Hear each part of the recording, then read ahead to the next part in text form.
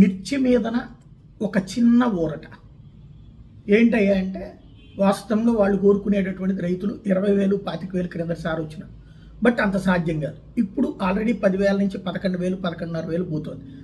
అయితే మధ్యలో దళారులు బెదిరేస్తున్నారు కాబట్టి 10,000 అట్లాగా తగ్గించేసి కొనే ప్రయత్నం చేస్తున్నారు. కాబట్టి మార్కెట్ ఇంటర్వెన్షన్ కేంద్రాన్ని అడిగారు చంద్రబాబు నాయుడు గారు, అట్లాగే శివరాజ్ సింగ్ చౌహాన్తో చర్చలు అయ్యాక ఇప్పుడు కేంద్రం ఏం చెప్పిందంటే, సరే మిర్చి సేకరిద్దాం, మార్కెట్ ఇంటర్వెన్షన్ స్కీమ్ కింద ఈ ఒరిజినల్గా ముందు మామూలుగా మద్దతు ధర ఎంత ఉందో అంతకంటే ఎక్కువ పెట్టి కొనాలి కదా, 11,781 రూపాయలు అనేది ఇప్పుడు ఓకే చేస్తూ ఆ ఎక్స్ట్రా కొనేటటువంటిది ఏదైతే ఉంటుందో దాంట్లో సగం రాష్ట్రం భరించాలి అని షరతు పెట్టింది.